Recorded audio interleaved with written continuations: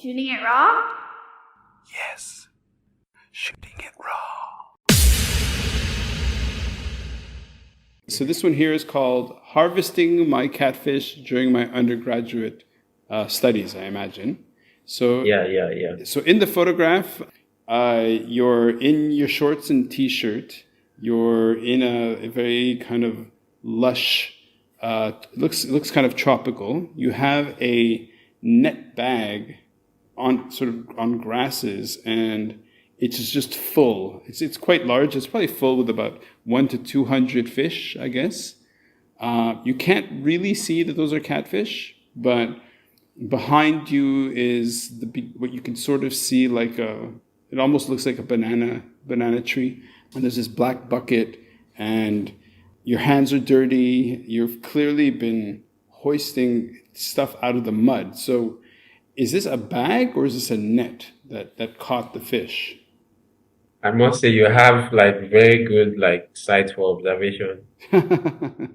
It's a net actually. Okay. So like the title of the just said, like I was actually harvesting my fish. I made some little investments back then in order to sustain myself, Wow. like during my undergraduate days.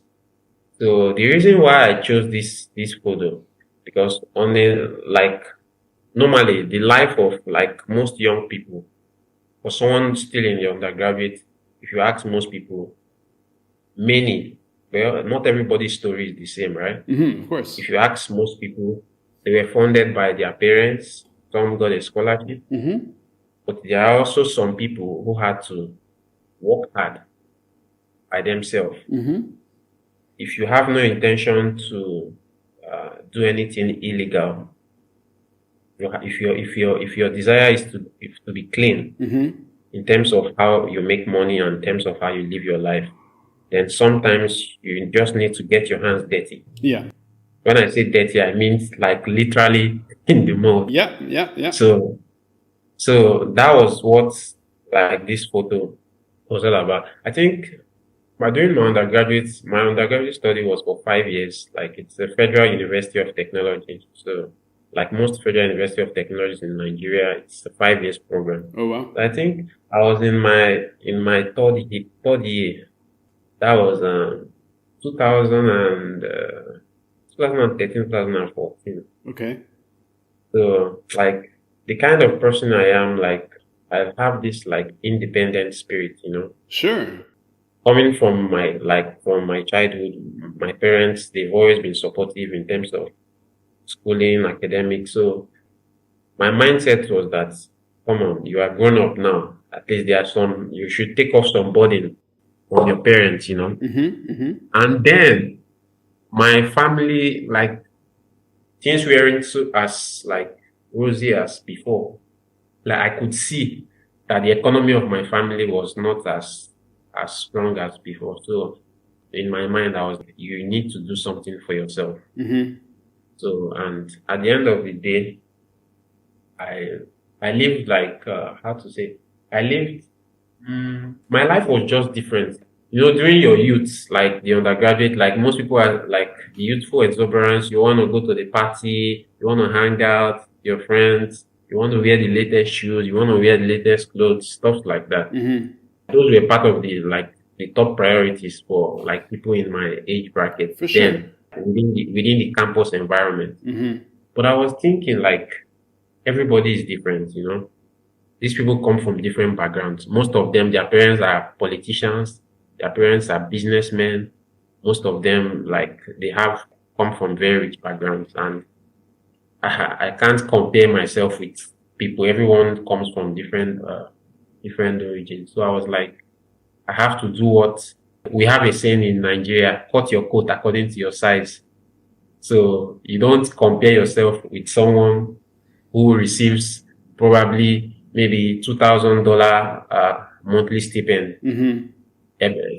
from their parents, and you know that you don't even have a quarter of that. Right. So you just have to think out of the box. So okay. So in the image, who's making the photograph?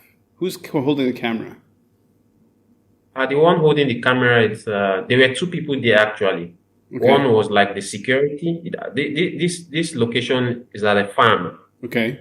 As you can see, it's a pond, an eating pond. Okay. Like people into catfish business, there are different kinds of ponds. So this is like the eating pond. Okay. The ground is dug and it's filled. Like there's a pumping machine filled with water. Yeah.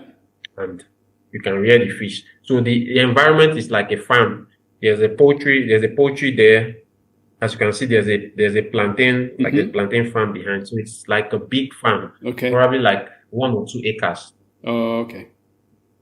So people who rear the poultry, like the chicken, the turkey, ducks, rabbits, they have like a section for that. Okay. So this area was for the fish. Okay. I had no idea by setting up these conversations. We don't know each other at all.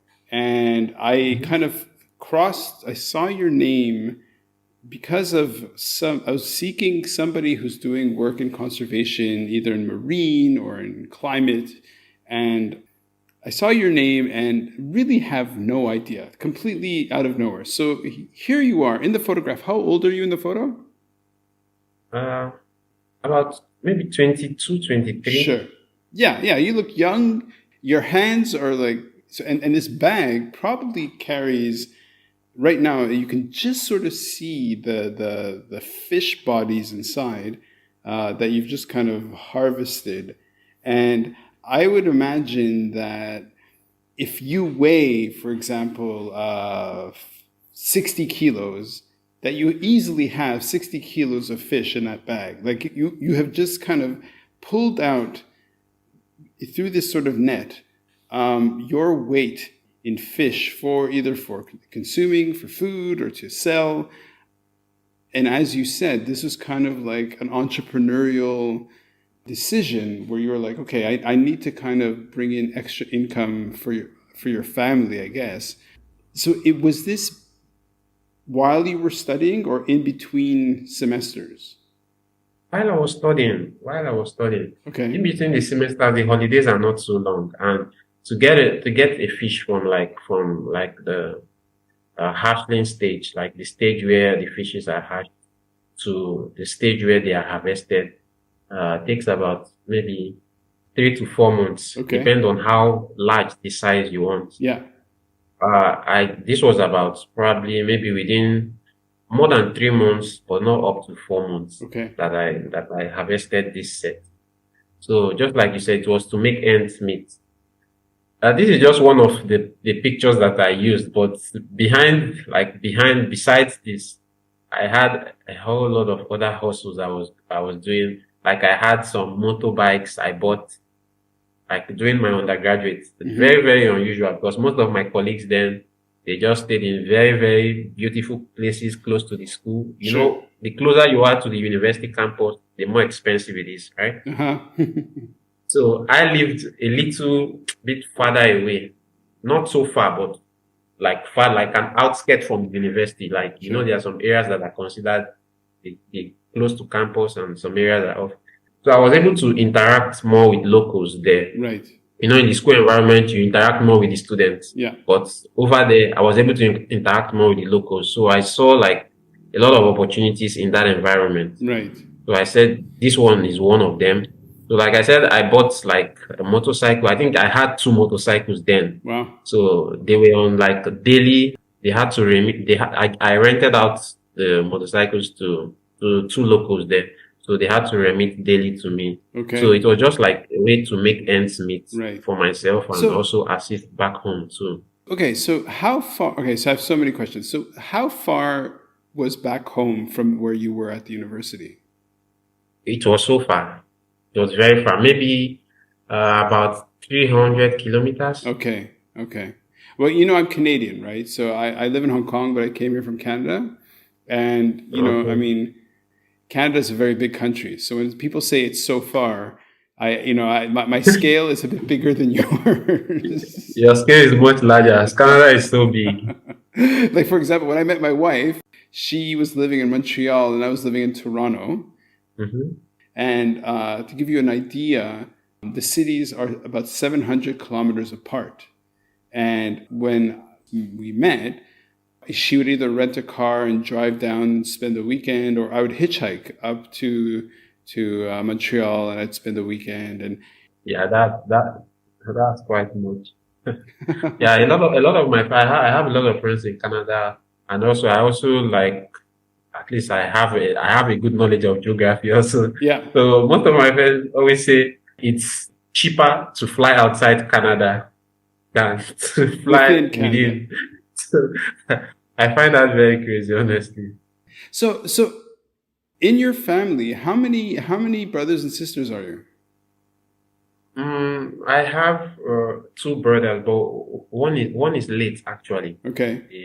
the most elderly one. So I just have one brother. So are you all like, so for you're very entrepreneurial, you're very like, I mean, out of necessity, you're like, okay, well, I'm going to buy two motorcycles and I'll rent them out and I'm going to harvest some fish. And so, you're a very proactive, you're a self-starter. And so, I mean, where did this come from? Did it come from your parents? Did you come from out of nowhere? Like, how did this habit grow inside you? Yeah, well, that's a very good question. My mom has always been a business person, a very strong businesswoman. So I always look up to her Okay. as like a very nice role model. Since I can remember from my childhood, she has always been into business, and up till date, she's still a businesswoman. So, and looking at that from my own perspective, personally, I am of the school of thought the richest people in the world are business people. I don't know if you agree with me, but that's what I think. And from the statistics, you can say that you look at Microsoft, you look at Facebook. In Nigeria, the richest person is the business person. So you hardly find someone who is doing a eight to five job, and you say such person is the most wealthiest person in the country. I'm Mm-hmm. sure even in Canada, it should be the same. That's The the same. richest person, like, so business, but not everyone can do business. Sure. That's it. So there are certain principles. So I always observe the way she runs her business and the processes and the characters and attributes Yeah. like someone leading a business should have. So, and besides that, the personal training, growing up, our parents, my mom and dad, they always instill in us discipline, honesty. These are key virtues Mm-hmm. that everyone should have. Mm-hmm. So back then in school, definitely not everyone's character is the same. You definitely Sure. find people who steal, definitely find people who maybe join cultism, they extort people, they commit fraud. But right from a very young age, such idea never run through my mind. Mm-hmm. So we're always brought up, you work hard and make a way for yourself that way. So that was why I, going back to the first photo, things may not be rosy, things may not be going smoothly, but just keep pushing, keep persevering, and you get to the end of the tunnel. Sure. So that was it for this photo. Yeah. It wasn't easy, honestly. I'm not going to lie to you. Back then, a lot of my colleagues, they wear the most fancy clothes, the most fancy shoes, and stuff like that. I had to save. Any money I was getting, instead of thinking of how to wear the latest Versace or Nike, I was thinking of how can I buy more feed? Because Mm-hmm. these fishes you see, they look very small, but they eat. In fact, they eat more than we humans. Mm-hmm. Because today, okay, night, 8:34 p.m. Maybe I've just eaten only once. But these fishes, they can't skip. They must not skip any meal. Sure. They have to eat their breakfast, their lunch, their dinner. Yeah. So sometimes any money that gets into my hand, I don't think about myself. I think about the fishes first. Mm-hmm. So those are one of the things one has to consider when doing stuff like that. So So then it wasn't so easy for me. Sometimes I had to starve for some few days just so the business could run. So besides that, so many other things. So it wasn't easy back then. yeah. So, Charles, like one of the pillars of the podcast, so one of them you heard is conservation. One of them is creative expression, which explains the photography side. But one of the pillars is something that I do professionally, which is in terms of my training, which is in this thing called service network leadership, right? And this program was one that so this is what's funny. Okay, so you were born in Nigeria, yes? Okay, Yes. I was born in Israel. Okay, I grew Okay. up in Canada. I come to Hong Kong and I meet this retired businessman who, now you've heard of DHL, yeah?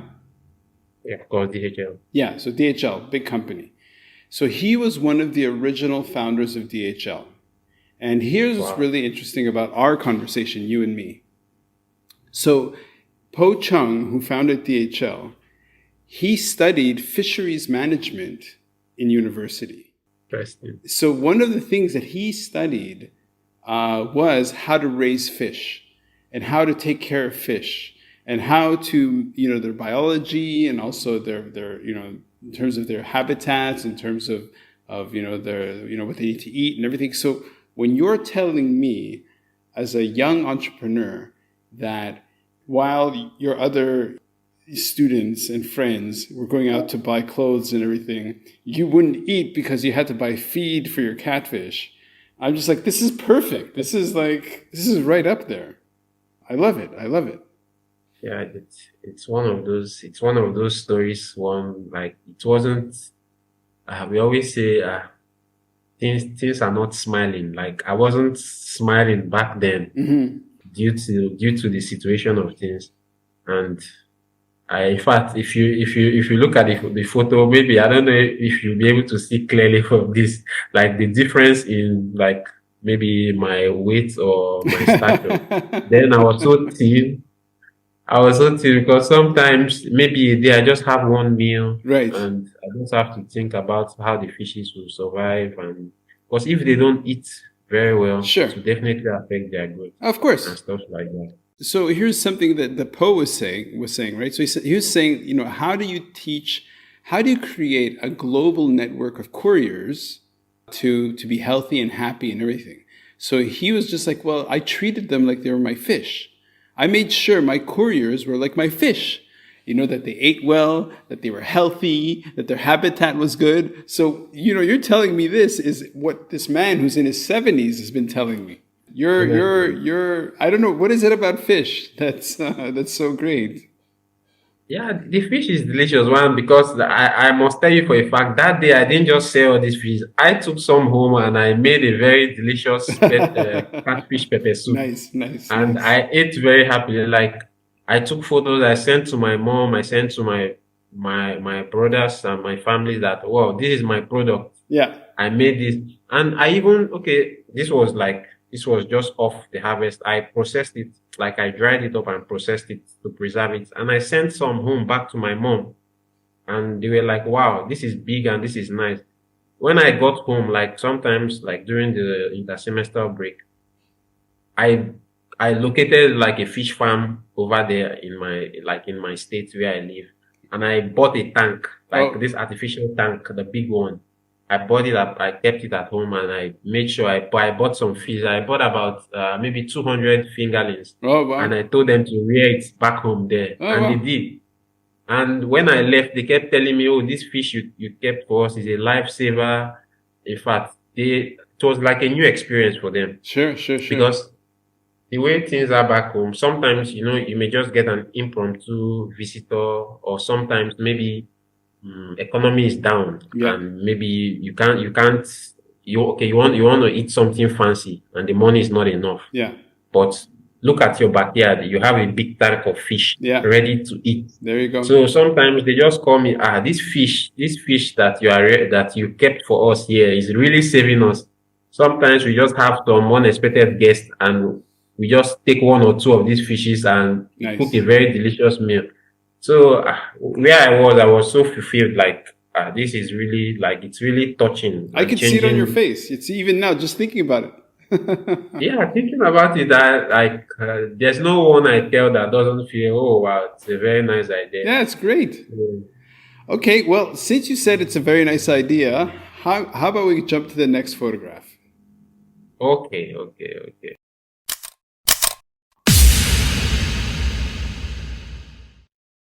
So, is life really a gift? Really? Can you make every second count? That's the whole point of the podcast. So, if you like what you've seen and you're inspired, because that really is my mission, then please give it a like, subscribe, and share. Shooting it raw? Yes, shooting it raw.